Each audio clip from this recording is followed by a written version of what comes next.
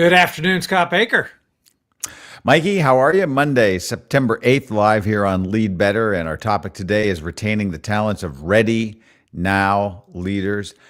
Are you ready now to talk about this? I am ready now to talk about this. Okay. I might be able to say I'm ready in 3 to 5 years, ready in 1 to 2 years.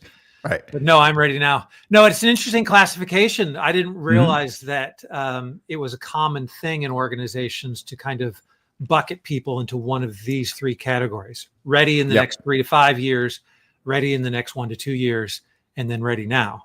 Mm-hmm. Well, and let me broaden this out too, because I certainly see how this applies when our coaches and the folks that we're working with in big, multi-billion-dollar corporations are dealing with exactly this issue.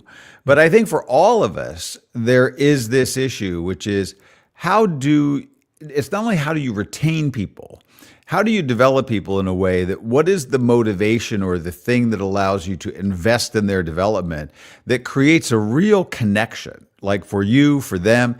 And that's actually, how do you cultivate talents and things in your kids? How do you build relationships with people that are volunteers for your nonprofit? That may be. There's a lot of application here. And I think that, to me, before we get into the details, you start to get the benefit of this field note is you realize, oh, there's a lot of room for creativity here. Yeah. And the creativity is necessary because it's a real problem, right? And the problem comes at organizations in multiple different ways. Number one reason that employees quit, from a Pew Research study back in 2022, was 63% of workers said that there was no advancement opportunity for them.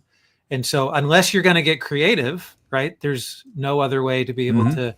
So 11% of companies believe they can fill leadership roles with their current human resources, right? So at the same time that organizations are like stockpiling people at this 3 to 5 years ready, they're, for whatever reason, they're not advancing them up the chain. But even if they were, right, and here's why the problem still exists.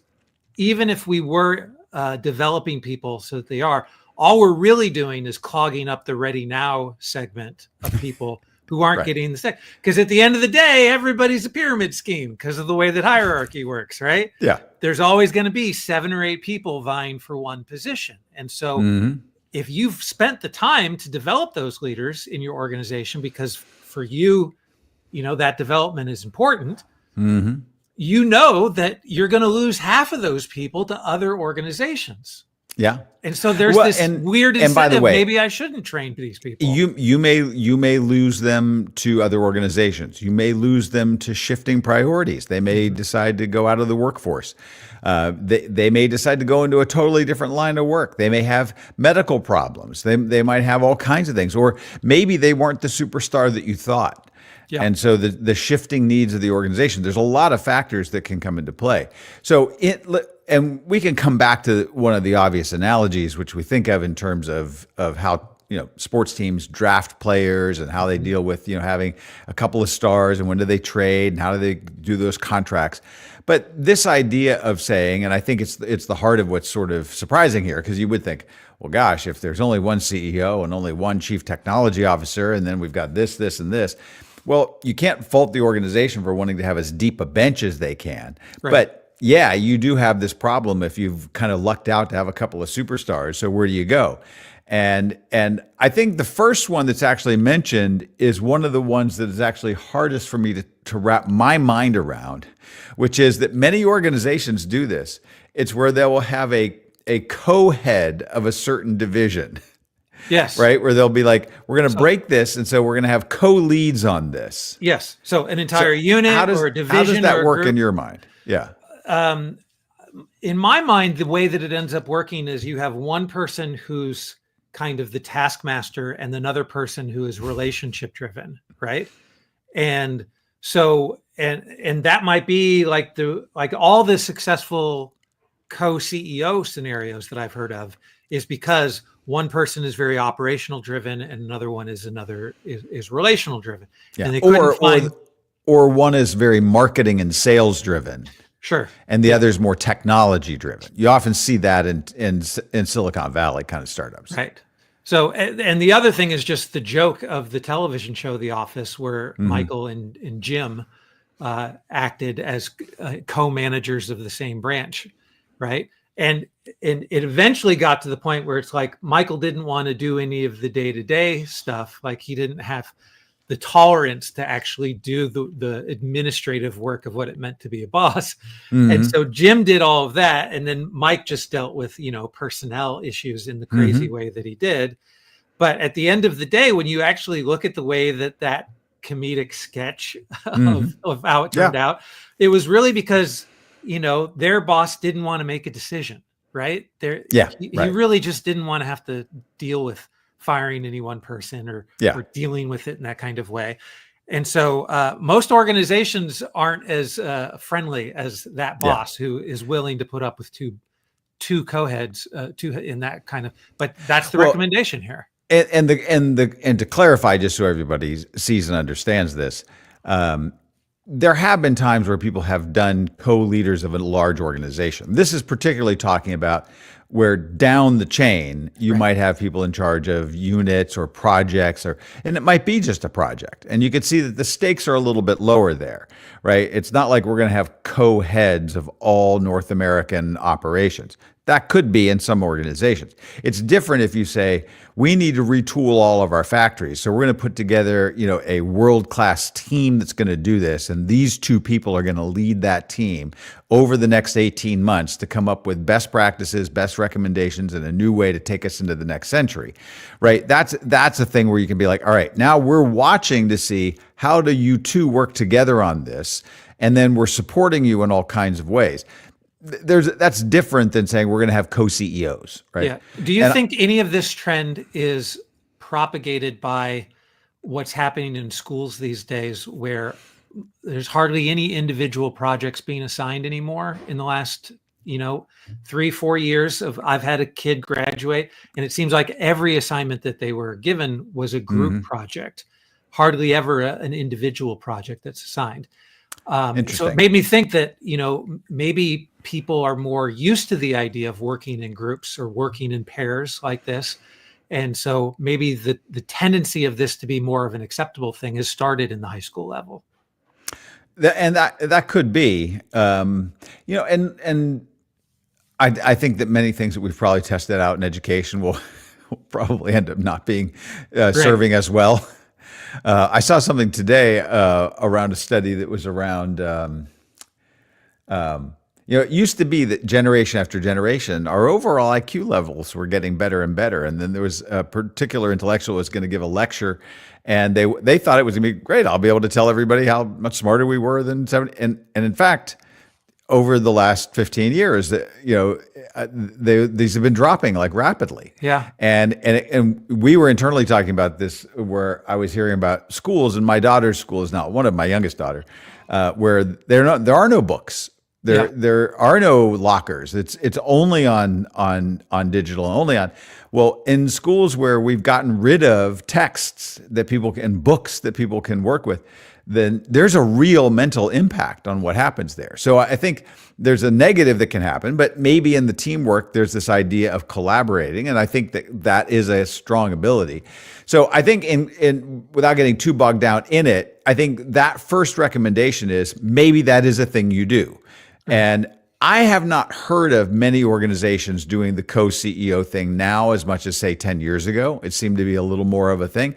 I was in a big, private investment firm, well-known, with a legendary founder, and they had put two people in charge. And I remember being in the building and seeing the two people in charge.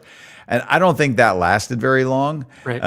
And for a lot of these reasons. Well, technically, though, it's not designed to last a long time. If you're doing this, all you're really trying to do. But usually it's not at that highest level of running the whole organization, right? Right. It's more of a test at a lower level and for a specific set time.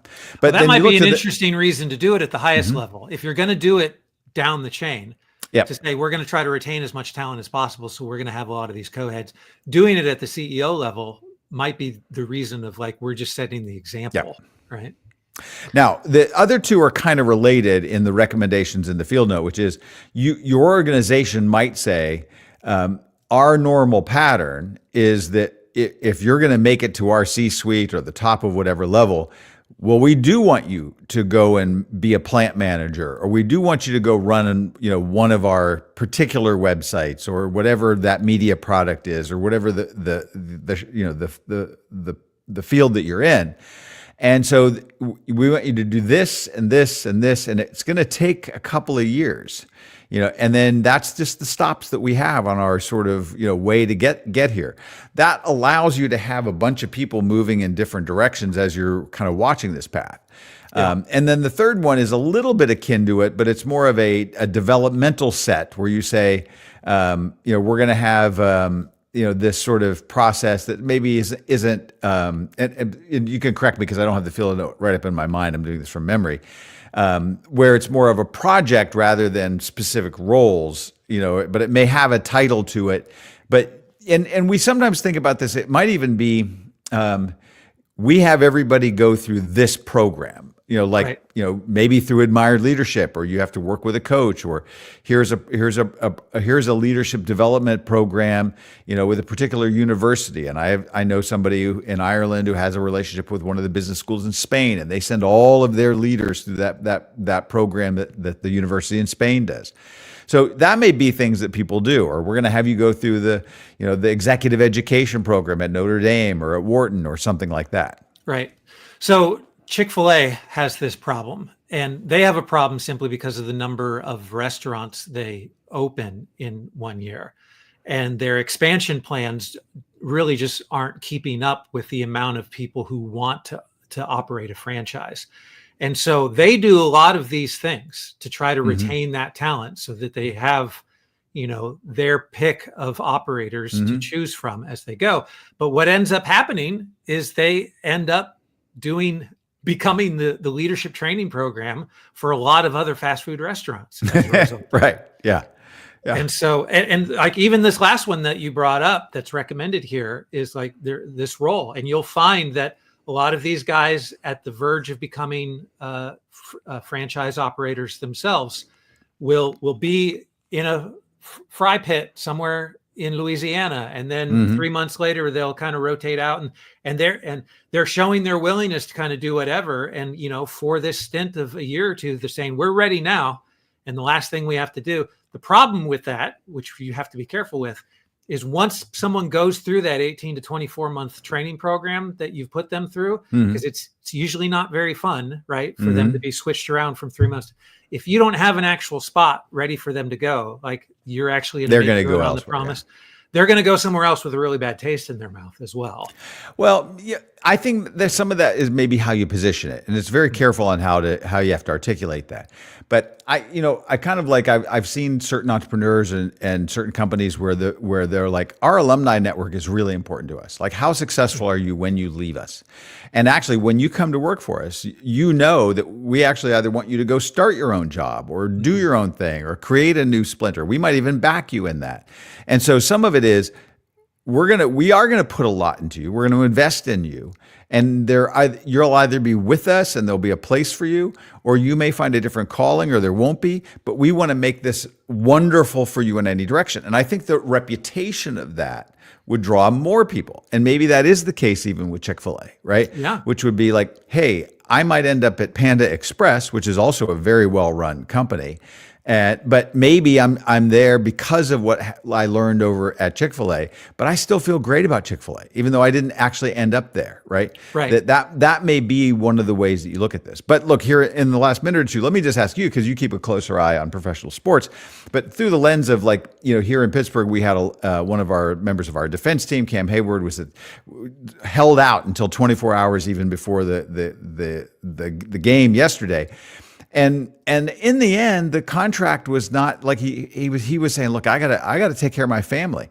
People in Pittsburgh were like, of all the athletes that have ever played in Pittsburgh, if you rank the top 5 people, how much money have they made? He's number 4. Like, he's made $145 million playing football in Pittsburgh. They're like, how much more do you need? Yeah, right. And so the deal was even offered wasn't exactly what he was even looking for. It was actually more of a team incentive deal. Like, we're going to give you this extra money if the team does this well, not you. not Right. because you got to the Pro Bowl again or whatever, but it was a team incentive. And then he signed and then he played because he doesn't want to have to go out with a really bad taste in the whole town's, sort of attitude about him. So you can find a way. And I think my point was, if you know that you're developing and you're saying there's either going to be a role or a relationship, and we as the organization or your leader, we're going to invest in you. We're going to find it. And then you're going to find out what actually does motivate that person. What is the way that we can articulate something that means something to you? Because it might not even be what we think would incentivize you. Right. So there's parallels, and then there's parallels that just completely fall apart. Like the fact that there's 32 NFL teams. So Cam Hayward is dealing with a specific kind of market where he has a representative who is who's probably representing themselves a little bit more than they're representing Cam in his position inside of Pittsburgh, right? And so you don't really have that show. There's a lot more than 32 fast food chains that you could go and manage somewhere. If you're, and the other notion of that is that on a team, it's understood that you're going to be out. Like Aaron Rodgers is the exception that he's playing near 40 years old here. Most everyone understands that, the lifespan of how long you're going to be in a professional sports organization is probably about 3 or 4 years. And then you're going to be moved out past that.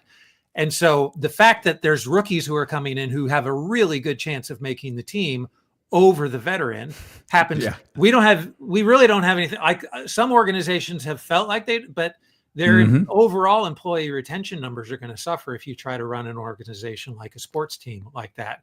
Because you're admitting up front that you're just chewing people up and spitting them out. There's a handful of, agencies that kind of run through interns in that way, right?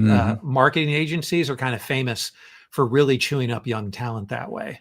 And it just makes it kind of an icky place to want to even jump into, like a large marketing firm, because that you're just going to get chewed up. So from an organizational goal, maybe that's great, but then that firm is trying to represent that they're good for people, good for families, right? And it's hard to represent that when you're chewing. Well, you can't trade one of your kids for a new draft pick, right? That's part of the problem. But I do think that there's a way. I would love to believe that you could have organizations where they operate in the market, they're aware of it, they understand the need to be competitive. Just like a sports team has got to be like, all right, is this quarterback too old? We're going to go ahead and put our young draft pick. Maybe the New York Giants do that, right? So you have to make that tough decision, and that's just what you do. But in the meantime, there are cutthroat organizations where it's like, okay, you perform or you're gone. And I think that probably falls short. I think you can still be like, look, we're going to make the decisions that we need to make that are best for the business, for the organization, for the nonprofit. But we're also going to be human beings because we want to have you develop as best you can. And if you're here, great. If you end up leaving, great. We want there to be an alumni network. Even the NFL coaches have coaching trees. Where do their assistants go on to succeed? Not everybody stays around because there's not that many coaching jobs within an organization. Well, why not be one of those organizations? And that means that you, as the leader, are looking at your team and you're thinking about their development, not just in terms of what do they bring to the bottom line or the productivity of your unit and that specific thing, but you're having their long-term interest in mind. And if you're the guardian of those dreams, then I think you're going to win in the end too. Yeah, great. Plenty more to say about this. I mean, we could probably talk about this for a while, but we should probably do these every day. Yeah. Oh, we do. Yeah. Yeah. We'll talk tomorrow. All right. Thanks, Mikey. Bye now.